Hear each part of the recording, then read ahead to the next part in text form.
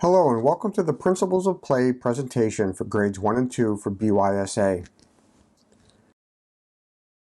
The basic principles for our grade 1 and 2 players are first to have fun with friends. If they're not having fun, they're not going to come back to the game and they're not going to love the game and play it for a lifetime. As coaches, praise the behaviors you want to see more of, or in other words, catch them being good. The more times you can encourage that behavior, the more times they're going to want to repeat it to please you. For this age group, no lines or lectures. Any drill that needs players to stand around more than 30 seconds waiting for their turn is just a waste of time for those players, and you'll lose focus with those players. As a coach, ask more questions and give less commands. We want our players to be problem solvers. They won't be able to figure things out on their own if you're constantly telling them exactly what to do. They are not figures in your own video game. Players ultimately on the field are the ones that have to make decisions in a split second, and the more that you can give them agency to make their own decisions, the better players they'll be. Lastly, let the players learn from the game. By playing the game, they're going to figure far more things out than what we're going to teach them. All the best players in the world learn by playing street soccer and playing with their friends. We're just here at BYSA to facilitate them playing with other players who also want to learn the game. Let them play and let them learn.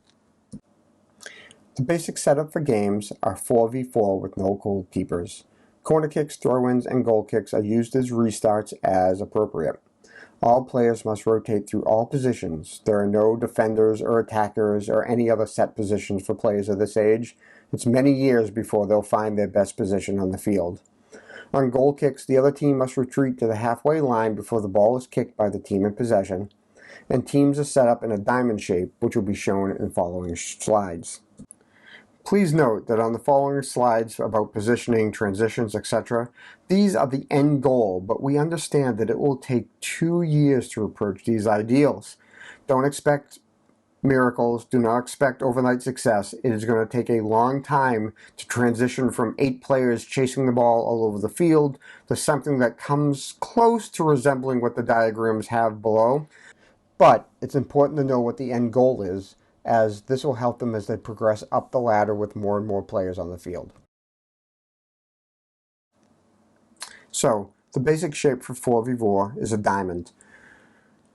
US Soccer and World Soccer uses a numbering scheme to identify the players' roles on the fields. It's important to start using these numbers as soon as you can so they become comfortable with them, because as they go from 4v4 to 7v7 to 9v9 and ultimately 11v11, knowing these numbers and roles will help them quickly understand what they need to do when a coach gives them a direction. So, the left and right wings, or midfielders, are number 7 and a number of 11.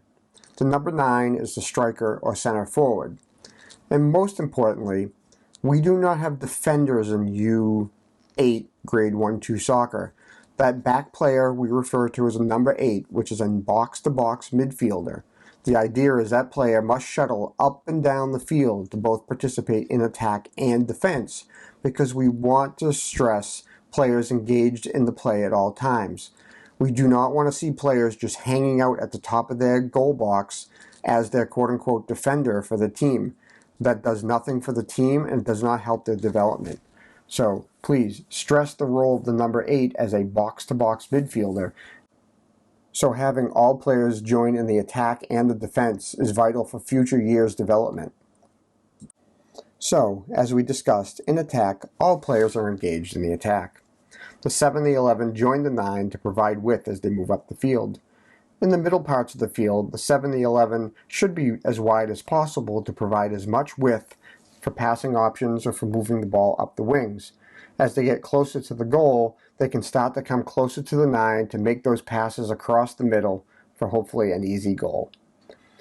As we also discussed, the 8 joins the attack but provides support for either the back pass if the team going forward gets stuck, or if the ball is lost, can slow down a counterattack by the other team by being close to where the ball was lost. As you can note, they're at least at the halfway line and perhaps over it, so that they're engaged in the attack and can support the players in front of them. This again is an important skill to learn that will help them as they go forward in further team development and bigger fields. In defense, all players are engaged in defense. The 7 and 11 join the 8 to become a compact block in the middle of the field to make it difficult for the other team to penetrate down the center towards the goal. The number 9 should remain higher up on the field to be an option if the team wins the ball back. If you can, train your number 9 to come inside the half just below the circle perhaps and slide left and right to follow the ball so that if their team wins the ball, they'll be in a direct line, shortest path to be able to receive that pass and start the counterattack. When transitioning from defense to attack, it's important to encourage your players to make the field big by spreading out. The wider and further apart they get, the more difficult it is for the team defending to cover all the options. Teach your wide players to get out to the lines by telling them perhaps to get paint on their shoes, to be so close to the sideline that they're standing on the white lines. That encourages them to get to the widest possible position in the quickest manner. All players should move forward and out to give the player with the ball the most options to pass and or dribble as space is created for them when all the players move forward and out away from them. Lastly, it is difficult for players of this age to understand how to spread out. Their spatial awareness is not yet developed at grades 1 and 2, and they still will follow the tendency to chase the ball around. Our fields may be painted with extra lines to denote the channels, the left, center, and right, and these can be used as training aids with your players to teach them how to stay in their spots. One game that I like to play is to have the players stay in their channels and tell them that if they cross the line, they lose a point for their team. It's remarkably effective when there's a solid line in front of them. They will go right up to it with their toes, but they will not cross the line for risk of causing their team to lose a point. If those lines aren't painted on the fields at the time, you can certainly make your own with cones and other things. But understand that young players have difficulty imagining a line between 2 points on a field or any place else because their brains aren't developed enough to make that transition. So you may need to make solid lines with ropes or paint or use many, many cones to mimic what a line would look like as you go forward. In keeping with the importance of asking questions, coaches need to start to learn how to phrase things as questions instead of commands. So, instead of saying, kick it to Johnny, what you want to ask is, can you find the open player? Instead of telling your player to move over here, ask your player, can you find some space? As you can see from this list, the questions allow your players to think for themselves and problem solve for themselves so they can figure it out on their own.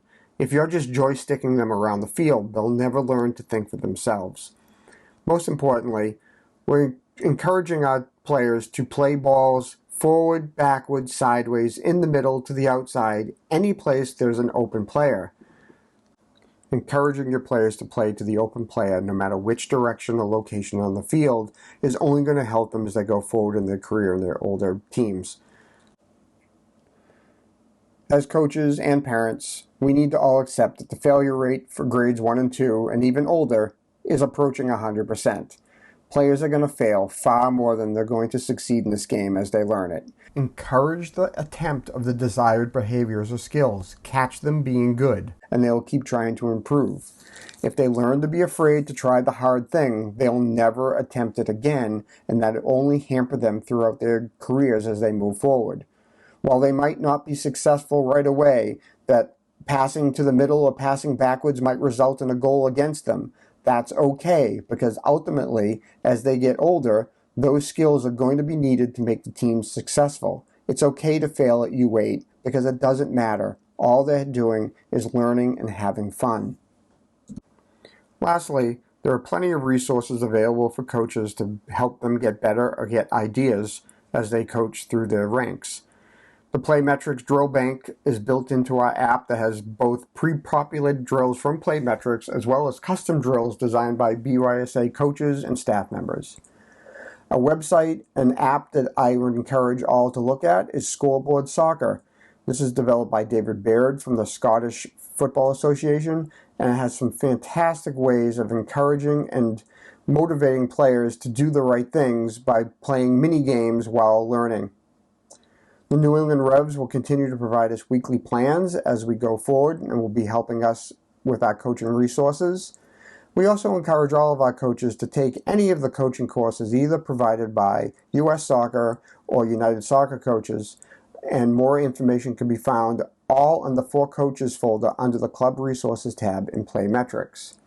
I would encourage coaches to also share this presentation with their parents because it's just as important to coach your parents as it is your players, as they likely know as little about soccer as their players do. Lastly, there is a companion document that goes along with this presentation for grades 1 and 2 coaches that gives a few more details and a few more bullet points that you can read over as you go through your journey coaching grades 1 and 2 players. We thank you for your time and efforts, and we hope to see you out in the field real soon.